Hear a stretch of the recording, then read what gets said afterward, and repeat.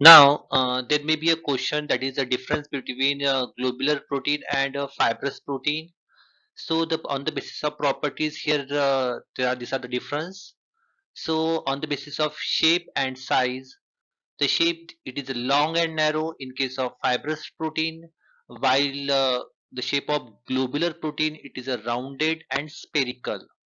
The axial ratio of length is to width ratio is more than 10. Here the length is more as compared to width, while in case of globular protein the axial ratio, that is the length is to width ratio, is less than 10. So it is a globular one.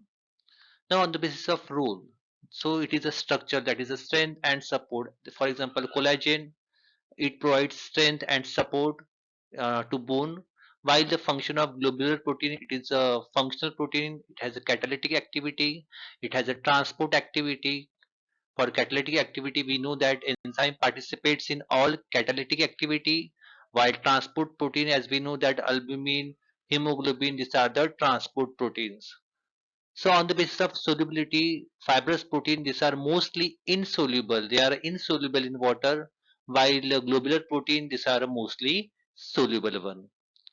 On the basis of sequence of amino acids, here you can see there is a repetitive sequence. The sequence are in a repetitive manner. For example, in collagen, we have a glycine, then XY. We'll discuss structure later on. And in case of globular protein, here the amino acid sequence are in irregular manner. They are not in sequence. On the basis of stability, the fibrous protein, they are less sensitive to change in heat and pH. If there is an increase in temperature or change in pH, this fibrous protein, these are a stable one. While in case of globular protein, they are sensitive to change in a heat, that is change in pH and change in a temperature. Suppose the temperature changes, the activity of enzyme it is hampered. And if there is change in pH, there is also change in the positive charge or negative charge. As we have seen in whenever there is a pH is low, protein acquires positive charge. Whenever the pH is high, protein acquire negative charge. So the example of fibrous protein, it is a collagen and keratin, while the example of globular protein, it is a hemoglobin, insulin and catalase.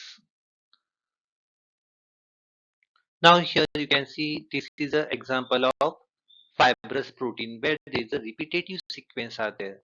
So here there is a glycine X and Y. The X may be proline or hydroxyproline, Y it may be lysine or hydroxylysine, depend upon the type of amino acid which involved in the formation of collagen. But the amino acid sequence it is a fixed in a fibrous protein.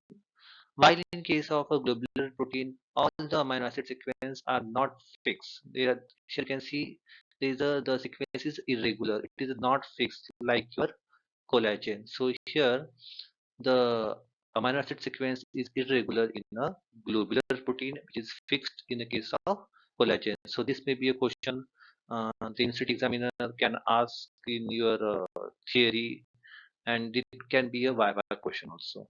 Okay.